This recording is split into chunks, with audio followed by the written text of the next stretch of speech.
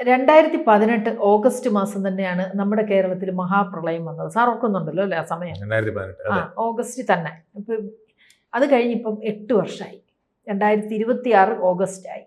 ഇപ്പോഴും ഇതേ അത്രയും പീക്കായിട്ട് പ്രളയം വന്നില്ലെങ്കിൽ പോലും ഇപ്പോൾ പ്രളയക്കെടുതിയാണ്. കാര്യം സംസ്ഥാനത്ത് ശക്തമായ മഴ തുടരുകയാണ്. മധ്യ കേരളത്തിൽ ഏതാണ്ട് പത്തനംതിട്ട, കോട്ടയം, ഇടുക്കി, ആലപ്പുഴ എല്ലാം വെള്ളത്തിലാണ്.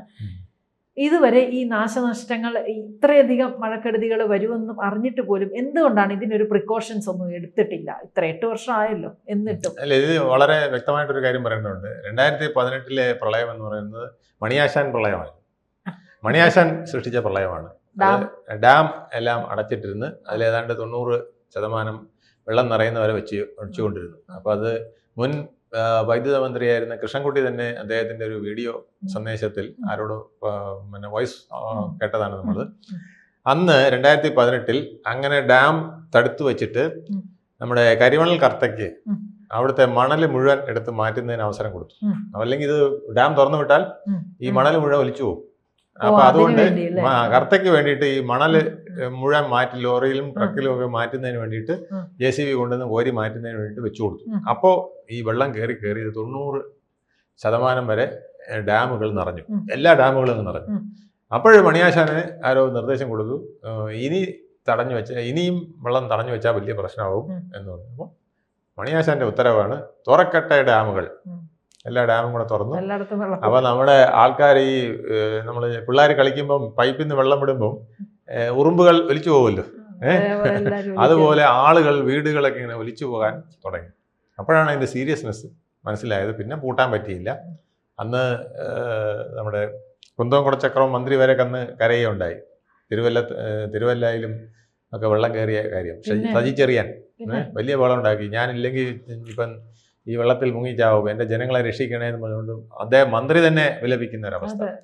അപ്പൊ ഇത് അന്ന് അറിഞ്ഞില്ല. അന്ന് രക്ഷാപ്രവർത്തനമൊക്കെ ആയിട്ട് വന്നു. ഇത് ഭയങ്കര ഒരു സേവമാണ് നടത്തിയതെന്നാണ് നമ്മൾ വിചാരിച്ചത് പിണറായി സർക്കാർ. പക്ഷെ പിന്നീട് കഥകൾ പുറത്തു വന്നപ്പോഴാണ് ഇതിങ്ങനെ കൃത്രിമമായിട്ട് ഒരു വെള്ളപ്പൊക്കം ഉണ്ടായി. ഇത്തവണ അങ്ങനെയല്ല. ഇത്തവണ പോറിങ് ഷവറായിരുന്നു. അത് അതിവൃഷ്ടിയാണ് ഉണ്ടായത്. തിരുവനന്തപുരത്ത് കുറവായിരുന്നു. റെഡ് അലേർട്ട് ഉണ്ടായിരുന്നെങ്കിലും കുറവായിരുന്നു. പക്ഷേ ഇത് കാലാവസ്ഥാ വ്യതിയാനത്തിന്റെ ഭാഗമായിട്ട് ഉണ്ടായ ഒരു ഇതാണ്. അതിന് നമുക്ക് ഇത് മോൻസി ജോസഫ് ദുരന്തം എന്ന് പറയാൻ ഒക്കില്ല. മണിയാശാൻ ദുരന്തം എന്ന് പറഞ്ഞ പോലെ മോൻസി ജോസഫ് ദുരന്തം എന്ന് നമുക്ക് പറയാൻ പറ്റില്ല. കാരണം ഇതുണ്ടായത് അപ്രതീക്ഷിതമായ കാലാവസ്ഥ വ്യതിയാനം വന്നുകൊണ്ട് ഒരാഴ്ച പെയ്യേണ്ട മഴ ഒരു ദിവസം പെയ്താൽ എങ്ങനെ ഇരിക്കും, അതിന്റെ ഒരു ഇതാണ് ഉണ്ടായത്. പക്ഷെ അതിലും ന്യായീകരിക്കാൻ പറ്റാത്ത ചില പ്രകൃതി സത്യങ്ങളുണ്ട്. അത് നമ്മൾ മാധവ് ഗാഡ്ഗിലിനെ അപ്പോൾ ഓർക്കേണ്ടതാണ്. മാധവ് ഗാഡ്ഗിൽ പറഞ്ഞ അതിലോല പ്രദേശങ്ങൾ കേരളത്തിലുള്ളതിൽ 147 താലൂക്കുകൾ അദ്ദേഹം പറഞ്ഞു. ആ താലൂക്കുകളിൽ പലതും ഇപ്പോഴത്തെ വെള്ളപ്പൊക്കത്തിലും പെട്ടിട്ടുണ്ട്. രണ്ടാമത് അദ്ദേഹം പറഞ്ഞത് ഈ എക്കോളജിക്കലി സെൻസിറ്റീവ് ആയിട്ടുള്ള സോണുകൾ, അതിൽ ഒന്ന് എന്ന് പറയുന്ന ഒന്നാമത്തെ സോണുകളിലാണ് ഈ 147 താലൂക്ക് പറഞ്ഞത്. അപ്പൊ അതിൽ യാതൊരുവിധ മൈനിങ്ങും യാതൊരുവിധ കൺസ്ട്രക്ഷനും യാതൊരുവിധ ഹിൽ സ്റ്റേഷൻ ഉണ്ടാക്കുകയോ അല്ലെങ്കിൽ ടൂറിസം പദ്ധതികൾ നടപ്പിലാക്കുകയോ ഒന്നും ചെയ്യരുത്. അത് വെർജിനായിട്ട് അങ്ങനെ സൂക്ഷിക്കണം, അല്ലെങ്കിൽ കേരളത്തിന്റെ ഭൂപ്രകൃതിയാകെ തകരും എന്ന് അദ്ദേഹം പറഞ്ഞു. പശ്ചിമഘട്ടം ഇടിഞ്ഞു നിരന്ന് അറബിക്കടലിൽ വന്ന് പതിക്കുന്ന സാഹചര്യം ഉണ്ടാവും. അങ്ങനെ വന്നാൽ താഴെ വസിക്കുന്ന ജനങ്ങളുടെ വീടിന്റെ മുകളിൽ കൂടെ ആയിരിക്കും ഇതെല്ലാം വീഴുന്നതെന്ന് പറഞ്ഞു. അങ്ങനെ ഉരുൾപൊട്ടൽ നമുക്ക് വ്യാപകമായിട്ട് വന്നല്ലോ. തീർച്ചയായിട്ടും വെള്ളം കയറി ഉരുൾപൊട്ടലുണ്ടാകുന്നത് എന്തുകൊണ്ടാണ്? മാധവ് ഗാഡ്ഗിൽ തന്നെ അദ്ദേഹത്തിന്റെ വാക്കുകൾ തന്നെ കടമെടുത്താൽ അദ്ദേഹം പറഞ്ഞത് ഓരോ കിലോമീറ്ററിനും ക്വാറികളാണ്. അപ്പൊ ഈ ക്വാറികൾ എന്ന് പറയുന്നത് നമ്മൾ ഒരു വലിയ കെട്ടിടം പണിതിട്ടുണ്ട്, അതിന്റെ ബേസ്മെന്റിലെ കരിങ്കല്ല് അല്ലെങ്കിൽ അതിന്റെ കോൺക്രീറ്റ് ഇങ്ങനെ ഇളക്കി എങ്ങനെ ഇരിക്കും താഴെ? ആ 10 നില കെട്ടിടം നമ്മുടെ തലയിൽ കൂടെ വന്ന് വീഴില്ലേ? അതുപോലെയാണ് 3500 അടി 4000 അടിയൊക്കെ പൊക്കമുള്ള സഹ്യപർവ്വതത്തിന്റെ താഴ്വശത്തെ പാറ നമ്മളിങ്ങനെ എക്സ്കവേറ്റ് ചെയ്തുകൊണ്ടിരിക്കുകയല്ലേ ഓരോ ദിവസവും. അപ്പൊ അത് ക്രമാതീതമായി എടുത്തതിന്റെ ഫലമായിട്ട്, തത്വദേശയില്ലാതെ എടുത്തതിന്റെ ഫലമായിട്ട് മല ഇടിച്ചിൽ സംഭവിക്കുന്നു. ഇത് അവസാനിപ്പിക്കണം. അദ്ദേഹം പറഞ്ഞത്, ഞാനൊരു ഗ്രാമത്തിൽ ചെന്നപ്പോൾ ആ കൊറി ആരുടെയെന്ന് ചോദിച്ചപ്പോൾ അത് CPM-ന്റെ കോറിയാണ്. ഇതാരുടെയാ? ഇത് കോൺഗ്രസ്സുകാരെ സപ്പോർട്ട് ചെയ്യുന്ന കോറിയാണ്. മറ്റേത് BJP-ക്കാരുടെ ആളുടെ കോറിയാണ്. എന്ന് പറഞ്ഞ് ക്വാറികൾ ഇങ്ങനെ മാന്തിക്കൊണ്ടിരിക്കുകയാണ്. ഈ പെരിച്ചാഴി നമ്മുടെ വീടിന്റെ വാനം മാന്തുന്ന പോലെ ആൾക്കാർ മാന്തിക്കൊണ്ടിരിക്കുകയാണ്. അപ്പം തീർച്ചയായിട്ടും വീട് തകർന്നു പോകില്ലേ? അതുപോലെ സഹ്യപർവ്വതത്തിന് വലിയ ദുരന്തം സംഭവിക്കുമെന്ന് പറഞ്ഞ ആളാണ് മാധവ് ഗാഡ്ഗിൽ. അദ്ദേഹം കരഞ്ഞുകൊണ്ട് പറഞ്ഞു. അതും ഒരു 2011 ഓഗസ്റ്റിലാണ് അദ്ദേഹം റിപ്പോർട്ട് കൊടുത്തത്. അതിതീവ്രമായ മഴ നടക്കുന്ന സമയത്ത് 2011 ഓഗസ്റ്റിൽ അദ്ദേഹം റിപ്പോർട്ട് കൊടുത്തു. ഇപ്പോൾ 15 വർഷം കഴിഞ്ഞ് 16ാം അടിയന്തരം എത്തിയിരിക്കുകയാണ്. ആ സമയത്താണ് ഈ ദുരന്തങ്ങൾ സംഭവിച്ചുകൊണ്ടിരിക്കുന്നത്. അപ്പോൾ ഇത് വളരെ ഗൗരവപൂർവ്വം കേരള സർക്കാർ വീക്ഷിച്ചില്ലെങ്കിൽ പ്രശ്നമാണ്. കേരളത്തിന്റെ ഒരു പ്രത്യേകത എന്ന് പറഞ്ഞാൽ കേരളം എന്ന് പറയുന്നത് നമ്മൾ ഈ ഉദ്ദേശിക്കുന്ന പോലെ ഇതൊരു പീസ് ഓഫ് ലാൻഡ് അല്ല. മധ്യപ്രദേശോ മഹാരാഷ്ട്രയോ അല്ലെങ്കിൽ ഈവൻ തമിഴ്നാടോ പോലെയുള്ള ഒരു ലാൻഡ് അല്ല. കേരളം എന്ന് പറയുന്നത് ചേർ അളം എന്ന് പറഞ്ഞ സ്ഥലമാണ്. അതായത് പരശുരാമൻ മഴുവറിഞ്ഞു എന്ന് പറയുന്നത് എന്തുകൊണ്ടെന്ന് അറിയാമോ? ഇത് കടലിൽ നിന്ന് ഉയർത്തെഴുന്നേറ്റ ഒരു ലാൻഡാണ്, അല്ലെങ്കിൽ കടലിലെ തിരമാലകൾക്ക് മേലെ മണ്ണടിഞ്ഞ് ഉണ്ടായ ഒരു ലാൻഡാണ്. അതാണ് ചേർ അളം എന്ന് പറയുന്നത്. അതായത് എക്കൽ മണ്ണുകൾ സഹ്യപർവ്വതത്തിൽ നിന്ന് ഒലിച്ചിറങ്ങി വന്ന് അവിടെ അടിഞ്ഞുണ്ടായതാണ്. അതായത് മുമ്പ് കേരളം ഉണ്ടായിരുന്ന എങ്ങനെയെന്ന് അറിയാമോ? ലക്ഷദ്വീപ് പോലെ ചെറിയ ചെറിയ ദ്വീപസമൂഹങ്ങളായിരുന്നു എന്നാണ് പറയുന്നത്. അതാണ് ജിയോഗ്രഫിക്കലായിട്ടുള്ള പഠനങ്ങൾ പറയുന്നത്. ഇത് ചെറിയ ചെറിയ ദ്വീപുകൾ, മാൽദ്വീപ്സ് ഇല്ലേ, മാൽദ്വീപ്സ് പോലെ ലക്ഷദ്വീപ് പോലെ ചെറിയ, അതായത് ദ്വീപുകൾ എന്ന് പറഞ്ഞാൽ എന്താണെന്നറിയാമോ? ദ്വീപുകൾ എന്ന് പറയുന്നത് ഈ സമുദ്രത്തിനകത്തെ ഒരു പർവ്വതമാണ്. ആ പർവ്വതത്തിന്റെ മോൾ ഭാഗമാണ് നമ്മൾ കാണുന്നത്. അത് നമ്മൾ ദ്വീപ് എന്ന് വിളിക്കും. താഴോട്ട് ഇങ്ങനെ കിടക്കുകയാണ്. അടിയിൽ നല്ല കൺസ്ട്രക്ഷൻ, നല്ല സ്ട്രക്ചർ ആയിട്ട് ഒരു പർവ്വതമാണ്. ആ പർവ്വതം കടലിന്റെ അടിയിൽ കിടക്കുകയാണ്. ആ പർവ്വതത്തിന്റെ മേൾ ഭാഗം കാണുന്നതിനെയാണ് നമ്മൾ ദ്വീപ് എന്ന് വിളിക്കുന്നത്. അത്തരത്തിലുള്ള ദ്വീപ സമൂഹങ്ങളായിരുന്നു കേരളം.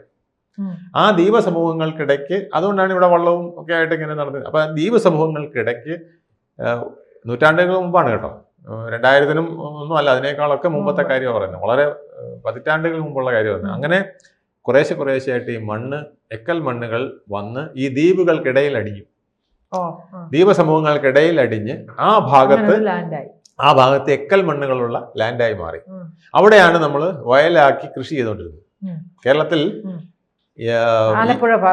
എല്ലാം, അതായത് കേരളത്തിൽ EMS നമ്പൂതിരിപ്പാട് സർക്കാർ അധികാരത്തിൽ വന്ന കാലത്ത് ഏതാണ്ട് 10,000 ലക്ഷം ഹെക്ടർ ഭൂമി, 10 ലക്ഷം ഹെക്ടർ ഭൂമി ഉണ്ടായിരുന്നു. 10 ലക്ഷം ഹെക്ടർ ഭൂമിയോളം ഇങ്ങനെ വയല് മാത്രം, തണ്ണീർത്തടങ്ങളും വയലുമായിട്ട് അത്ര ഉണ്ടായിരുന്നു.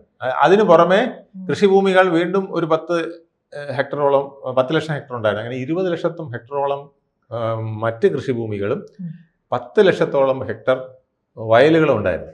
ഇത് മുഴുവൻ നമ്മൾ കാലാകാലങ്ങളിലായിട്ട് നികത്തി ഗ്രീൻ ബെൽറ്റ് എല്ലാം പോയി. ഇപ്പൊ ഒരു ബെൽറ്റും ഇല്ല. ഇതിനൊരു ഓർഡർ ഇറക്കി കൊടുത്തു പിണറായി സർക്കാർ കാലത്ത്. അതായത് ഇതിനെ എത്രയും പെട്ടെന്ന് സാങ്ഷൻ ആക്കാൻ ഒരു കമ്മിറ്റി കൂടി, ഒരു അഗ്രികൾച്ചർ ഓഫീസർ, ഒരു റവന്യൂ ഓഫീസർ, പിന്നെ ഒരു എഞ്ചിനീയറോ ആരാണ്ടൊക്കെ വെച്ചിട്ട് ഇത് സാങ്ഷൻ ആക്കാൻ. അവർ വന്ന് കണ്ട് സ്ഥലം ഇഷ്ടപ്പെട്ട് കഴിഞ്ഞാൽ ഉടൻ തന്നെ സാങ്ഷൻഡ്. സർക്കാരിനൊരു പൈസ അടച്ചു കഴിഞ്ഞാൽ വയലെല്ലാം നികത്താവുന്നത്. ഈ വയൽ നികത്തി അങ്ങനെ വീട് വെച്ചാൽ എന്ത് പറ്റുമെന്നറിയാമോ?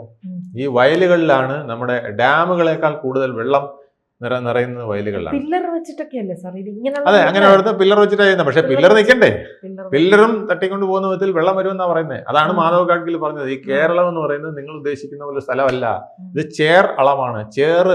അതായത് ചേർന്ന് വെച്ചാൽ എക്കൽ മണ്ണ് വന്ന് അടിഞ്ഞ് ദ്വീപസമൂഹങ്ങൾ കവർ ചെയ്തുണ്ടായ സ്ഥലമാണ്. ആ സാധനം എപ്പോ വേണം വലിച്ചു പോവാം. ദ്വീപസമൂഹങ്ങൾ പിന്നെയും നിന്നേക്കാം. വീണ്ടും ചില ദ്വീപസമൂഹങ്ങളായി കേരളം അവശേഷിച്ച എന്ത് ചെയ്യും? ലക്ഷദ്വീപ് പോലെ. അപ്പൊ അതിന് തടുക്കാനായിട്ട് ഒന്നാമത്തേത് നമ്മൾ സഹ്യപർവ്വതത്തിനെ തുടരുത്. അത് എക്കോളജിക്കലി സെൻസിറ്റീവ് ആയി. എന്തിനാണ് എക്കോളജിക്കലി സെൻസിറ്റീവ് ആക്കി വെക്കുന്നത്? കാരണം അവിടെ ഒരു സ്പോഞ്ച് എഫക്റ്റ് എന്ന് പറയും. അതായത് ഈ ഇലയും പിന്നെ കമ്പും ഒക്കെ വീണ് ഏതാണ്ട് ഒരു 1 മീറ്റർ 2 മീറ്റർ പൊക്കത്തിന് സ്പോഞ്ച് പോലെ ഇരിക്കും.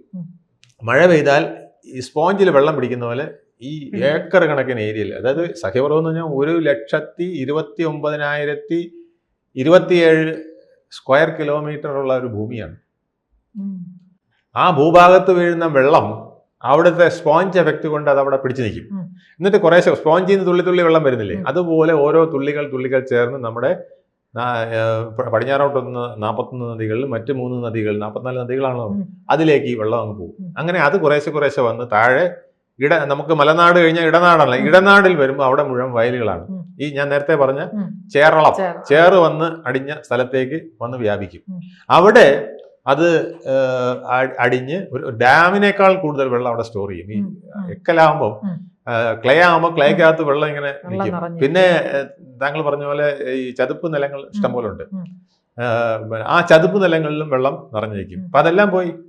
ഇപ്പൊ പിന്നെ തിരുവനന്തപുരത്തെ ലുലു മാൾ നിൽക്കുന്നത് പോലും ഒരു കാലത്ത് കായലായിരുന്നു, അവിടെ ചതുപ്പ് നിലങ്ങളായിരുന്നു. അതെല്ലാം ഇന്ന് പെർമിഷൻ കൊടുത്തിട്ട് നമ്മളെല്ലാം കൺസ്ട്രക്ഷൻ നടത്തി, വിവിധ കൺസ്ട്രക്ഷനുകൾ നടത്തി. ഹൈവേകൾ വന്നതെല്ലാം ഈ പിന്നെ ചതുപ്പ് നിലങ്ങളിലായിരുന്നു. അവിടെ എല്ലാം ഇപ്പൊ ഹൈവേ വന്നു. അതുകൊണ്ടാണ് ഹൈവേ എല്ലാം ഇടിഞ്ഞ് പലപ്പോഴും താഴെ പോകുന്നത്. അപ്പൊ അശാസ്ത്രീയമായ കൺസ്ട്രക്ഷനുകൾ, അതിനുള്ള പെർമിഷനുകൾ കൊടുത്തത്, പ്രത്യേകിച്ച് ചതുപ്പ് നിലങ്ങളിൽ കൊടുത്തത്, ഈ ചെയർ അടിഞ്ഞാർ എടുത്ത് കൊടുത്തതെല്ലാം അപകടത്തിൽ വരാൻ സാധ്യതയുണ്ട്. അതുകൊണ്ട് കേരളം വലിയൊരു ദുരന്തത്തിന്റെ വക്കിലാണ്. ഇതുപോലെ മഴ പെയ്ത് വെള്ളം വന്നുകൊണ്ടിരുന്നാൽ മാധവ് ഗാഡ്ഗിൽ പറഞ്ഞ പോലെ നമ്മൾ പണ്ടത്തെ കൂട്ട് സഖ്യപർവ്വതത്തിനെ സംരക്ഷിക്കാൻ കഴിഞ്ഞില്ലെങ്കിൽ അതിന് പോലും പാടാണ്. കാരണം പലയിടത്തും നമ്മൾ തുരന്നിങ്ങി എടുത്തിരിക്കുകയാണ്. ഇപ്പൊ തമിഴ്നാട്ടിൽ നിന്നൊക്കെ പാറ പൊട്ടിക്കുന്ന പാറകൾ കെട്ടി നിൽക്കുന്ന സ്ഥലത്ത് നിന്ന് പാറ പൊട്ടിച്ച് അപ്പൊ അതൊരു കുഴി പോലെ ആവും. അവിടെ വെള്ളം കെട്ടിക്കിടക്കുന്നേ ഉള്ളൂ. അവർക്ക് വെള്ളം കിട്ടാത്തടത്ത് വെള്ളം കെട്ടിക്കിടുന്നവർക്ക് ഗുണമുണ്ടാകുകയുള്ളൂ. ഓരോ ചെറിയ കുളങ്ങൾ പോലെയൊക്കെ ആയി കിടക്കും. പക്ഷെ ഇതങ്ങനെയല്ല. നമ്മള് ഓരോ കോൺക്രീറ്റ് പില്ലർ നിർത്തിയതിന്റെ വാനം ഇളക്കുന്നത് പോലെയാണ് നമ്മൾ സഹ്യപർവ്വതം 3500 അടിയും 4000 അടിയും ഉള്ളിടത്തുനിന്ന് നമ്മൾ പിന്നെ താഴത്തെ ക്വാറികൾ എടുക്കുന്നത്. ഇതെന്ന് പറഞ്ഞാൽ 2 മുതൽ 2.5 ലക്ഷം വരെ വർഷങ്ങൾ ചേരുമ്പോഴാണ് ഒരു പാറ ഉണ്ടാകുന്നതാണ്. അതായത് മണ്ണ് അടിഞ്ഞ് മണ്ണിനെ പ്രസ് ചെയ്ത്, ഈ മണ്ണ് മേൽക്കൂനയുണ്ടല്ലോ, അത് പ്രസ് ചെയ്ത് കംപ്രസ്ഡ് ആക്കി ആദ്യം വെള്ളാരക്കല്ല് പോലത്തെ കല്ലുകളായി, പിന്നെ അത് കരിങ്കല്ലായിട്ട് രൂപാന്തരം പ്രാപിച്ച് വരാൻ 2.5 ലക്ഷം വർഷം എടുക്കും. നമ്മൾ 2026 ഇപ്പൊ ജീവിക്കുന്നതെന്ന് ആലോചിച്ച് നോക്കണം. നമുക്ക് കണക്ക് പ്രകാരമുള്ളത്, അതിന് BC ആണ്. പിന്നെ അത് നമുക്ക് കണക്കിപ്പെടുത്താൻ നോക്കില്ല, ഏതെന്ന് ആർക്കും അറിയാത്തൊരു കാലമാണ്. 2000 മുതൽ 2026 1 മുതൽ 26 വരെയുള്ള പീരീഡാണ് നമ്മൾ കൂടുതൽ നമുക്ക് ആഥന്റിക് ആയിട്ട് പറയാൻ കിട്ടുന്നത്. ആ കാലഘട്ടത്തിൽ തന്നെ നമ്മൾ 2026 എത്തിയിട്ടുള്ളൂ. അപ്പം 2.5 ലക്ഷം വർഷം മുമ്പുണ്ടായ പാറയാണ് നമ്മൾ 50 വർഷം കൊണ്ട് അഴിച്ച് തകർത്ത് ഇല്ലാതാക്കുന്നത്. അപ്പം അതിൻ്റെ പരിണിത ഫലം വലുതായിരിക്കും എന്നുള്ളതാണ്. അപ്പോൾ നമുക്കൊരു പുനർചിന്തനം ആവശ്യമാണ്. പുനർചിന്തനം ഉണ്ടെങ്കിൽ പോലും കേരളത്തെ രക്ഷിക്കാൻ കഴിയുമെന്ന് സംശയമാണ്. ഗാഡ്ഗിൽ റിപ്പോർട്ട് പ്രകാരം ഗാഡ്ഗിൽ പറയുന്നത് സോൺ 1, സോൺ 2, സോൺ 3 ഇത് 3ആയിട്ട് തിരിച്ച് സോൺ 1-ൽ ഒരു പ്രവർത്തനവും നടത്തരുത്. എക്കോളജിക്കലി സെൻസിറ്റീവ് സോൺ 1, അതാണ് ഈ 147 താലൂക്കുകൾ അദ്ദേഹം പറഞ്ഞത്. അവിടെ ഒരു കൺസ്ട്രക്ഷൻ നടത്തരുത്, ഒരു ടൂറിസം പദ്ധതി നടത്തരുത്, അത് പ്രകൃതിക്കായിട്ട് വിട്ടുകൊടുക്കണം.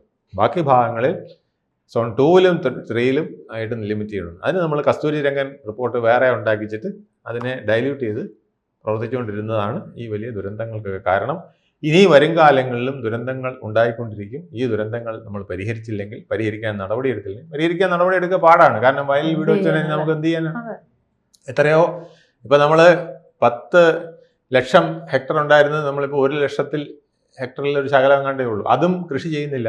അവിടെ എല്ലാം മൂടി നമ്മൾ തെങ്ങ് നട്ടിരിക്കുകയാണ്, അല്ലെങ്കിൽ വാഴ നട്ടിരിക്കുകയാണ്. അപ്പൊ നെൽകൃഷി ചെയ്യുന്ന പോലുള്ള ഒരു ഡാം എഫക്റ്റ് മറ്റേതിൽ കിട്ടില്ല. വെള്ളം കെട്ടി നിൽക്കില്ല. അത് നേരെ മലയിൽ മഴ പെയ്യും, 3 മണിക്കൂർ കൊണ്ട് നമ്മുടെ സോൺ 2-ലും 3-ലും എത്തും. അതായത് ഇടനാടിലും തീരദേശത്തും എത്തും. എല്ലാം കൂടെ വൈപ്പ് ഔട്ട് ആയിക്കൊണ്ട് കടലിലേക്ക് പോകും. വലിയ ഒരു ദുരന്തമാണ് നമ്മൾ അഭിമുഖീകരിക്കുന്നത്. ഇത് അതിശാസ്ത്രീയമായിട്ട് നമ്മൾ ഇടപെട്ട് പരിഹരിച്ചില്ലെങ്കിൽ, കേരള സർക്കാർ ഇതിന് വലിയ മുൻകൈ എടുത്തില്ലെങ്കിൽ നമുക്കുണ്ടാകാൻ പോകുന്ന ദുരന്തം പറഞ്ഞറിയിക്കാനാവാത്താവും. നമ്മൾ തമിഴ്നാട് പോലെയോ മധ്യപ്രദേശ് പോലെയോ UP പോലെയുള്ളൊരു സ്ഥലമല്ല കേരളം. ചില ദ്വീപുകൾക്കിടയിൽ നിൽക്കുന്ന ചതുപ്പ് നിലങ്ങൾ ചേർന്നതാണ്. ചതുപ്പ് നിലങ്ങളിൽ നമ്മൾ കാണിച്ചിരിക്കുന്ന ഗോഷ്ഠികൾ നമ്മളെ അപകടത്തിലാക്കുമെന്നുള്ളതാണ് മാധവ് ഗാഡ്ഗിൽ അടക്കമുള്ളവർ നമ്മളോട് പറഞ്ഞു തന്നിരിക്കുന്നത്. അത് നമ്മൾ പാലിച്ചില്ലെങ്കിൽ എന്താണ് വരിക എന്ന് നമ്മൾ ഓരോ ദുരന്തം വരുമ്പോഴും TV ഷോ കണ്ടുകൊണ്ടിരുന്നതുകൊണ്ട് തീരില്ല. കൂടുതൽ വാർത്തകളും വിശേഷങ്ങളും നിങ്ങളിലേക്ക് എത്താൻ ABC മലയാളം സബ്സ്ക്രൈബ് ചെയ്യുക, ബെൽ ബട്ടണും അമർത്തുക.